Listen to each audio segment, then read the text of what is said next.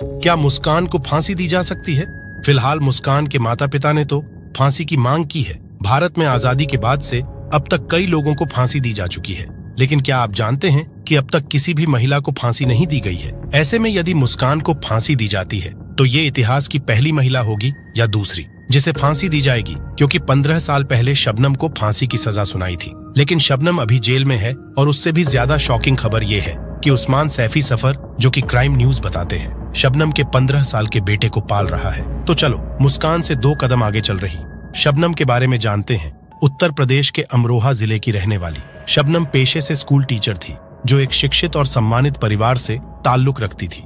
समझ रहे हो क्या थी शबनम? मैडम थी मैडम। लेकिन प्यार और लालच ने इसे ऐसी अंधेरी राह पर धकेल दिया जिससे स्कूल में फिर वापसी संभव नहीं हो सकी। ये है सलीम, शबनम का आशिक, जो शबनम के गांव का ही था। आज से 17 साल पहले यानी साल 2008 में शबनम ने अपने प्रेमी सलीम के साथ मिलकर अपने ही परिवार के 7 लोगों की बेरहमी से हत्या कर दी थी। जब रात के अंधेरे में सभी गहरी नींद में थे, तब शबनम ने कुल्हाड़ी से पूरे परिवार को मौत के घाट उतार दिया। मरने वालों में उसके माता पिता, 2 भाई, भाभी, भतीजा और एक मासूम बच्चा भी शामिल था। कारण बस इतना था कि परिवार इस रिश्ते के खिलाफ था। शबनम ने पहले परिवार के लोगों को दूध में नशीली दवा मिलाकर बेहोश किया और फिर सलीम के साथ मिलकर उन सभी का गला काट दिया। हत्या के बाद उसने दिखाने के लिए बहुत रोना धोना किया ताकि किसी को शक न हो, लेकिन पुलिस जांच में सच्चाई सामने आ गई। पुलिस ने जब जांच शुरू की तो सबसे पहले यह शक हुआ कि जब पूरे घर के लोग मारे गए तो शबनम अकेली कैसे बच गई। अब यह सवाल तो सभी के मन में आना ही था कि शबनम आखिर कैसे बची।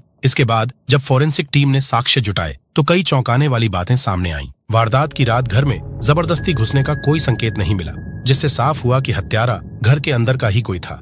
ऐसे में शबनम के कपड़ों पर खून के धब्बे भी मिले, जो उसके बयान से मेल नहीं खाते थे।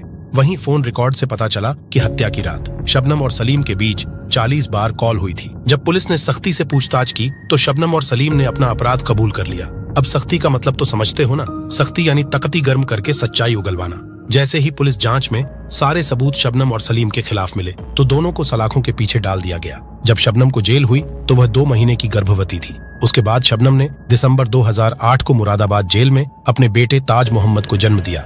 इसके बेटे और उस्मान की बाकी कहानी वीडियो के अंत में जानेंगे। कोर्ट से सजा तय होने के बाद फांसी पर अंतिम निर्णय राष्ट्रपति का होता है। राष्ट्रपति के पास यह अधिकार होता है कि वह फांसी की सजा को माफ कर सकते हैं या बरकरार रख सकते हैं। इसी के चलते शबनम और उसके प्रेमी सलीम ने राष्ट्रपति के सामने पहली दया याचिका दायर की थी, जिसे खारिज कर दिया गया था। इसके बाद शबनम ने दोबारा दया याचिका दाखिल की है और फिलहाल यह मामला राष्ट्रपति के पास संशोधन के लिए लंबित है।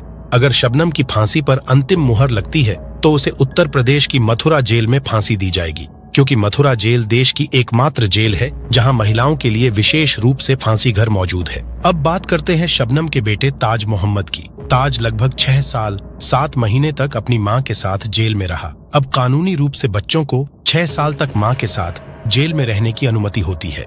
6 साल के बाद बच्चे को जेल से बाहर भेज दिया जाता है, जहां उसे या तो परिवार को सौंपा जाता है या किसी बाल कल्याण संस्था CWC चाइल्ड वेलफेयर कमेटी के अधीन कर दिया जाता है। शबनम के बेटे ताज मोहम्मद के साथ भी ऐसा ही किया गया। जुलाई 2015 को बाल कल्याण समिति ने उसकी बेहतर परवरिश के लिए उसे बुलंदशहर के दंपत्ति उस्मान सैफी और उनकी पत्नी वंदना को सौंप दिया।